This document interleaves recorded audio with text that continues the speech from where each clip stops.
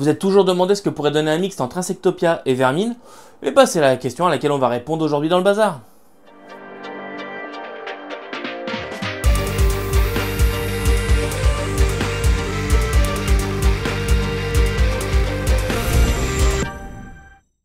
Et salut tout le monde, je suis Ectelion et ça me fait très plaisir de vous revenir aujourd'hui pour un premier découvrons dans ce nouveau décor sur fond vert. N'hésitez pas à me dire ce que vous en pensez dans les commentaires. Et aujourd'hui, on va commencer fort puisque nous allons parler de Xenoscape. Xenoscape, c'est ceci, c'est sorti chez nos amis italiens de Teen Hat Games. C'est un jeu qui m'a fait une grande impression. Vous savez, il y a des jeux comme ça, hein, on les lit et on se dit « Oh tiens, ça ressemble à ci, ça ressemble à ça » ou « Oh, j'ai déjà lu à peu près le même truc ». Mais il y a des jeux, quand on les lit, on se dit « La vache, mais c'est quoi ce truc? C'est quoi cet ovni ?» Et bah, c'est ce que m'a fait Xenoscape. C'est une lecture qui a été passionnante de A à Z et ça se lit d'ailleurs très vite. Et c'est un jeu qui est très particulier. Il y a des jeux comme ça qui m'ont marqué. Le dernier en date que j'avais en tête, c'est par exemple Red Market. Red Market, un jeu de zombies économique, voilà.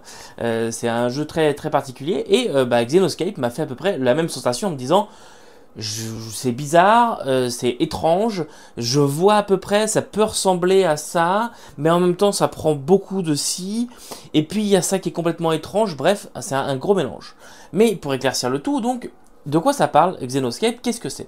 Eh bien, c'est un jeu de post-apo, mais post-apo très étrange. C'est-à-dire que l'humanité a eu plusieurs ères d'évolution. Si vous préférez, l'humanité est partie dans les étoiles, elle a évolué, elle s'est cassée la gueule, il y a eu des constructions qui ont pris le relais, des nouveaux humains, ils se sont cassés la gueule, les machines ont pris le relais, donc les descendants des humains, si vous préférez, les constructions humaines ont pris le relais, se sont cassés la gueule, etc., comme ça pendant très longtemps, et nous jouons sur une ancienne colonie humaine. On ne joue pas forcément sur Terre, on ne joue pas sur Terre, on joue sur Materia, et Materia, aujourd'hui, il y a plein de peuples, plein de ses descendants, si vous préférez, et de créatures indigènes, qui luttent pour, eh bien, déjà survivre, c'est déjà pas mal, mais qui luttent pour un petit peu assurer la prochaine suprématie, dans une espèce de constante évolution. C'est un jeu qui est vraiment très axé sur l'évolution des gènes.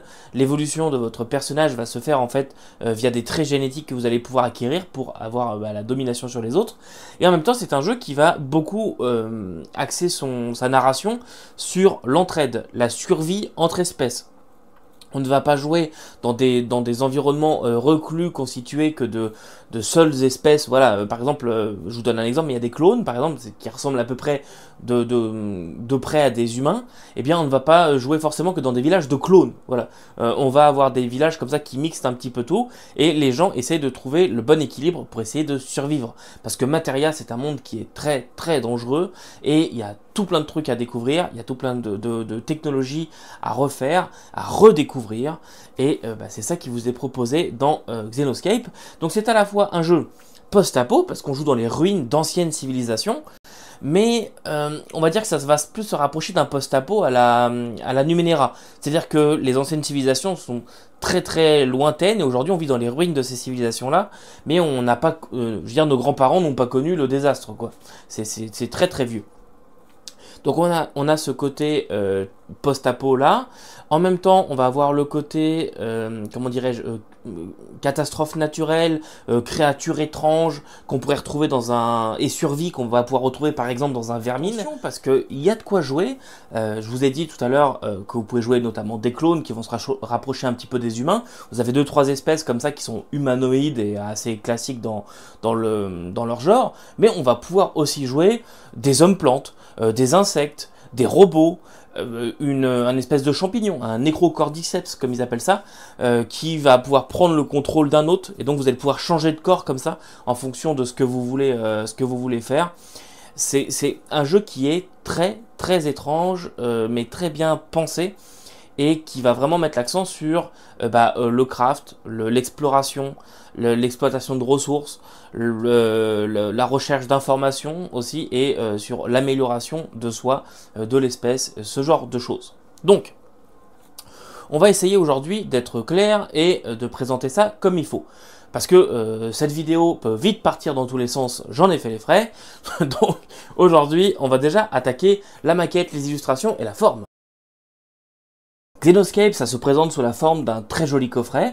Vous allez avoir à l'intérieur 2 livres, le texte des traditions, où ça va tout simplement être le livre de règles, comment jouer, le monde, les espèces, l'artisanat, etc. Et aussi quelques idées d'aventure.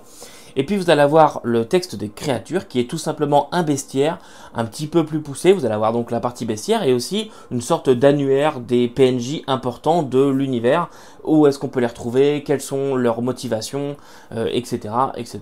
Voilà, histoire de vous donner un petit peu à manger en fonction de ce que vous voulez faire. Au niveau de la maquette et des illustrations, eh ben, c'est très bien fait. C'est sur fond noir et il y a plein de petites choses qui ont été bien pensées. Bon, tout d'abord, les illustrations, elles sont superbes. Moi, j'avoue que la première fois que je les ai vues, je me suis dit, waouh, ok, ça envoie du lourd. Elles sont pas toutes dans le même style, mais je trouve sincèrement que elles sont toutes très belles et elles envoient toutes du lourd. C'est vraiment un très très très beau jeu. Et au niveau de la maquette, eh ben, c'est très bien pensé, encore une fois. Il y a tout un jeu de couleurs sur les différentes sections du texte pour vous sachiez si là on parle d'un conseil, là c'est du lore, là c'est de la règle, etc., etc. Et puis il y a un truc que j'aime bien aussi, c'est tout simplement une espèce d'icône de signification du niveau de danger de la créature. Ça c'est dans le texte des créatures. Vous allez avoir une petite icône de batterie qui va vous dire tout simplement, eh bien, cette créature, c'est une rencontre faible, une rencontre extrêmement dangereuse, et ça vous permet comme ça de jauger et de créer vos rencontres adaptées à votre groupe. Et ça, moi je trouve que c'est très bien. En plus de ça, les stat blocks sont extrêmement bien faits, c'est bien rangé, c'est bien foutu. On retrouve tout ce qu'on a besoin de retrouver dedans. Il y a quand même pas mal d'informations, on le verra un peu tout à l'heure dans le système. Il y a quand même pas mal d'informations à prendre en compte, à la fois du côté PJ et du côté PNJ, mais c'est bien fait. Voilà. Du côté PJ, la feuille de personnage, elle est très claire. Hein. Je veux dire, une fois qu'on sait ce que signifient les différentes cases, on n'a pas de mal à s'y retrouver. C'est honnêtement très bien fait, très bien foutu. Et les créatures, c'est pareil, c'est très bien fait. Je dois quand même faire une petite critique en termes de texte. Il y a des textes qui sont des fois formulés un petit peu étrangement. Il y a certaines tournures de phrases, j'ai trouvé ça un peu bizarre. C'est en anglais, hein. Ça existe en anglais et en italien. Mais il y a certains textes, j'ai trouvé ça comme... Ok, je vois ce qu'il a voulu dire, mais j'aurais pas dit ça comme ça. Mais rien de dramatique vraiment. La taille de la police est ok. Ça aurait pu être peut-être un petit chouille plus gros sur certains endroits. Parce que il y a des fois, comment dirais-je, le gras de la police d'écriture est un peu faible sur un texte noir, c'est écrit en blanc. Et on peut avoir tendance à lire ça un petit peu bizarrement. Et en termes de fautes d'orthographe, eh bien, j'en ai pas relevé beaucoup. Il y en a quelques-unes, un oubli de lettres, par-ci par-là, mais il n'y a rien de dramatique, rien de majeur. Et il y a juste un moment dans le texte des créatures, on fait référence à EV, qui est en fait EL. Je pense que c'est un oubli. Avant, ça devait être appelé EV, puis là, ça a été appelé EL, et ils n'ont pas changé. Bref, il n'y a rien de majeur, on comprend en lisant qu'on fait référence à EL. Donc voilà, quelques petits points à améliorer, mais il n'y a vraiment rien de majeur et pas de quoi crier au scandale sur tous les toits. D'un point de vue système, Xenoscape, ça a été une belle surprise pour moi, parce qu'en voyant la feuille de personnage, je me suis vraiment dit, oula, ça risque d'être une usine à gaz, et au final, pas du tout. En fait, c'est un système qui se joue très bien, très rapide, c'est juste qu'il va falloir vous poser la première fois pour lire les règles, et savoir un petit peu comment ça se joue. Donc, déjà, on peut parler de la création de personnages. Je vous ai dit, vous avez plusieurs espèces, plusieurs peuples à jouer. Je vais choisir un peuple et ensuite je vais devoir choisir un pass. Un pass, si vous préférez, c'est une carrière, c'est un métier, c'est ce que vous êtes dans la vie. Donc je vais pouvoir par exemple choisir un shrub qui va être un homme plante. Et je vais choisir Hunter. Hop, voilà, je serai un homme plante, chasseur ou homme plante, fighter, guerrier, etc. Il y en a pas mal. On va dans des choses qui sont très classiques. Je vous ai dit, par exemple, le chasseur, le guerrier, le combattant. Mais on peut aller dans des choses qui sont un petit peu plus étranges, telles que le bio-chaman par exemple, voilà, qui va être un chaman qui va manipuler la génétique, l'environnement et ce genre de choses. Mais aussi, par exemple, l'Oneirophante. L'Oneirophante, c'est un magicien, mais qui va qui va pouvoir lire des rêves lucides et donner des rêves lucides aux autres et manipuler comme ça les pensées des autres. Bref, il y a plein de choses qui sont possibles, vous en avez tout un tas. Et ces choix-là vont vous donner des traits et des skills qui vont vous aider plus tard dans les jets, mais ça on va en reparler. En plus de ça, vous allez avoir on va dire des mutations génétiques que vous allez devoir choisir. Donc si vous faites deux personnages qui ont la même espèce et le même pass, ils ne vont pas forcément avoir les mêmes traits génétiques. Et ça peut donner des personnages complètement différents. Par exemple, il y en a un qui a décidé de prendre une mutation qui lui fait cracher de l'acide. Et puis l'autre à côté, il a des ailes. Voilà. Vous voyez, les espèces ont comme ça des chemins d'évolution qui sont différents. Il y a des choses qui vont être en commun et des choses qui vont pouvoir être apprises que par certaines espèces. Je vous donne un exemple, mais le Necrocordyceps, par exemple, l'espèce de champignon qui peut infecter des hôtes, là, eh bien, lui, vous allez pouvoir lui faire infecter, par exemple, des systèmes informatiques. Il va évoluer pour pouvoir prendre en hôte un robot. C'est ce genre de choses. Mais ça, c'est une mutation génétique que vous allez devoir choisir. C'est un choix conscient que vous allez faire qui va vous permettre eh bien, de faire telle ou telle action. Donc, une fois que vous avez tout ça, techniquement, bah, vous avez fini. Mais là, vous avez déjà passé quand même quelques temps de lecture. Hein, on s'entend. Mais une fois que vous avez ça, vous allez avoir des caractéristiques qui vont découler de tout ça. Vous en avez trois, vous avez le body, le réflexe et le mind. Bah tiens, je vais mettre là, c'est ce que vous voyez ici.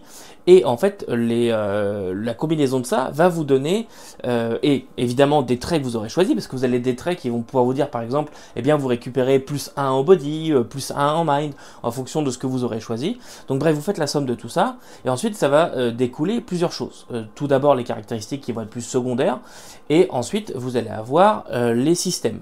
Les systèmes vont être importants parce que c'est ce qui va faire en fait le système de jeu. Et bah là encore, vous en avez trois. Le système immunitaire, le système énergétique et le système nerveux. Et en fait, c'est ces trois pôles qui vont vous permettre eh bien, de dépenser des ressources pour vos jets. Mais alors, comment ça se joue? Avec quel type de dés, de cartes, de tours de Jenga? Eh ben, avec rien. C'est un jeu qui n'utilise aucun dé. Donc, comment est-ce que vous allez devoir faire un jet? Voilà, un test, comment est-ce que ça se passe? Le ou la MJ de son côté va devoir déterminer un DL, c'est une difficulty level, exemple 5, voilà c'est le plus bas, c'est un DL5, je sais pas moi, crocheter une porte, bon c'est DL5. Et bien là-dessus, pour réussir un jet, vous allez prendre la caractéristique, vous allez prendre le skill, donc mettons vous avez en body, vous voulez défoncer la porte, en body vous avez 3, vous avez un skill qui va vous permettre de vous aider là-dedans qui est à 2, vous faites 3 plus 2, ça fait 5, voilà vous avez réussi le jet, bravo, vous n'avez rien à tester. Bon, maintenant mettons que c'est un DL10, c'est déjà plus compliqué. Vous faites la caractéristique, vous faites le skill, et là-dessus, vous allez pouvoir dépenser des points de votre pool. Dans ce cas-là, eh bien, vous allez choisir un pool qui correspond et vous allez piocher dedans. Donc, si, mettons, vous aviez 10 points, vous en prenez 3 pour réussir votre action, eh bien, c'est bien. Sauf que, à force de piocher dans les pools, eh bien, vous allez vous affaiblir. À force, même quand vous allez prendre des dégâts, etc., vous allez encore baisser ces pools. Ça nous fait très fortement penser à ce qu'on peut retrouver notamment dans le Cypher System, par exemple. Et bah, au bout d'un moment, vous allez être inconscient, épuisé, ce genre de choses. Ça va être de plus en plus dur. Il va falloir vous reposer, il va falloir boire des choses, manger. C'est un jeu qui gère tout ça. Et donc, c'est tout simplement comme ça qu'on gère les jets. Et c'est exactement la même chose en combat. Vous allez devoir tester votre initiative, donc en fonction de l'initiative, du score que vous avez d'initiative, du score de l'ennemi. Est-ce que vous allez passer avant, après? Vous voulez passer avant tout le monde? Eh bien, vous allez dépenser des points de votre système pour être capable de vous dépasser là-dessus. Etc. Tout se gère de la même façon.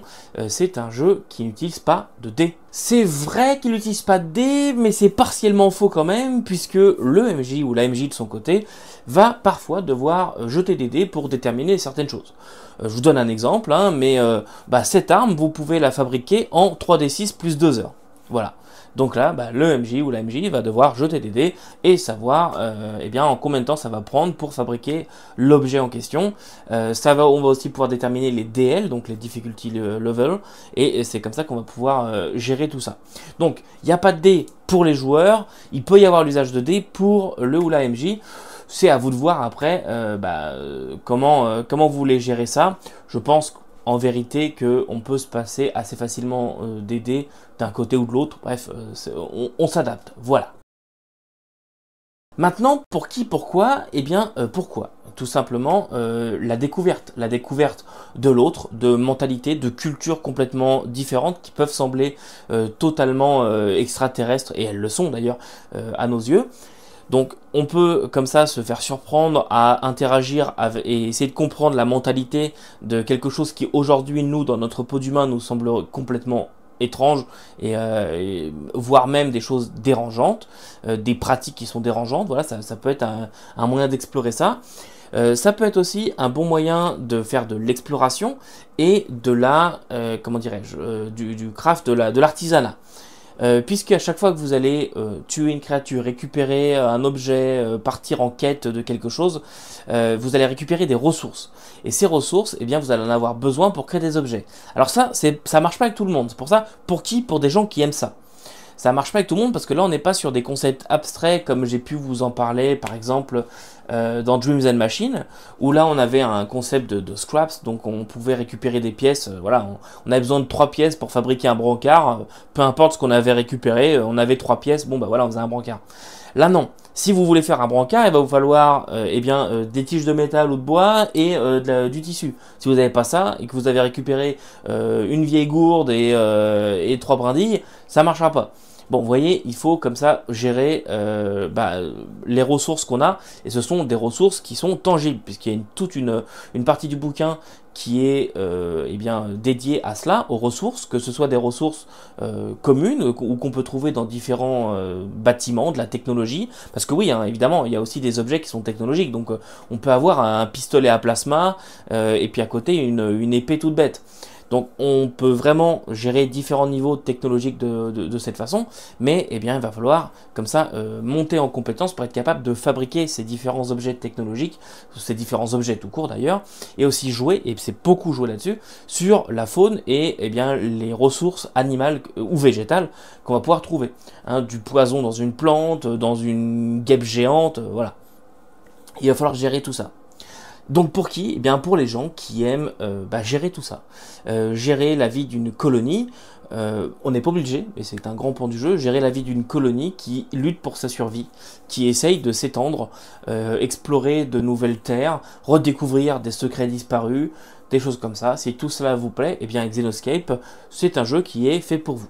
Si en plus de ça, vous aimez les jeux avec des systèmes qui sont simples, mais qui quand même peuvent, comment dirais-je, offrir une certaine complexité, pour ne pas dire simple mais pas simpliste, voilà. La base du système est simple, la base de résolution est simple, mais c'est vrai que quand on commence à prendre des traits qui s'accumulent, plus des ressources, des objets qui peuvent nous donner des bonus, bon, il faut quand même être à ses affaires, c'est pas non plus jette un dé puis on verra bien ce qui se passe, non, justement il n'y a pas de dé acheté, donc il faut être bien à ses affaires pour savoir évaluer nos chances.